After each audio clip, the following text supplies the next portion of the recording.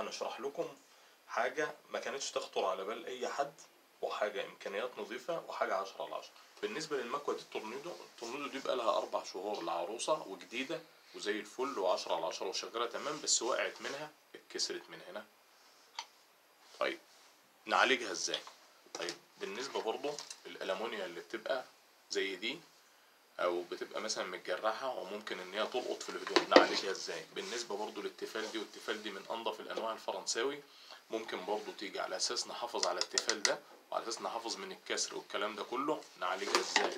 بالنسبة برضو لدي تيفال برضو نفس القصة، هنشوف نعالج ازاي. بالنسبة للستيل ساعات بتلطع وساعات بتصدي وساعات بيخرج مثلا المية البخار بتاعها بيجي بيخرج مثلا بيبقى عك والكلام ده كله. طيب بالنسبة بقى للستة رطل اللي هي الياباني القديمة او الصيني، دي لطعت منك في الهدوم وسيحت هدوم والكلام ده كله، هتفضل برضو كل شوية ان انت لو نظفتيها ممكن تقوم لاسعة الهدوم تاني وتعلم والكلام ده كله.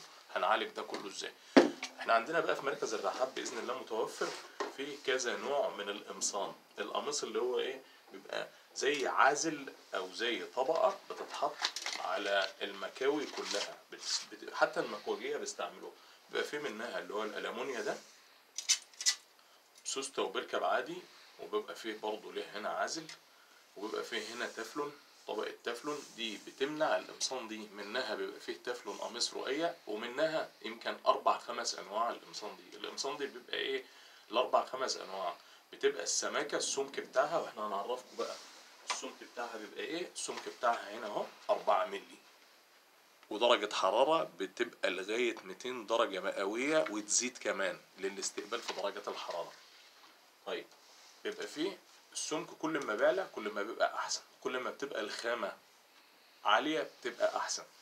القمصان دي بتتراوح اسعارها، ممكن يعني الاسعار بتتراوح تبع الخامة نفسها، لان بيبقى فيه منها من 4-5 انواع. ميزة القميص ده ان هو بيركب، دي اتكسرت من هنا اهي. طب دي لو هي المدام قعدت تكوي بيها كل شوية هتفضل تشد وتقطع، بالنسبة للعبايات للجلاليب للملابس لأي حاجة. فده بيركب سهل أوي، بيركب كده بفضل الله، كله بيركب كده اهو خلاص. وده القميص السوستة بتركب، تقوم تركب من هنا خلاص، بقت مكوة جديدة نيو 10/10 وما استهلكناش أي حاجة. وده بيركب على جميع المكاوي اهو زي الفل، ركبت برضه اهي، صغير وكبير بيركب برضه اهو زي الفل، ركبت برضه تمام. جميع انواع المكاوي هي متظبطة على جميع انواع المكاوي اهي زي الفل، ركبت برضه تمام اهي.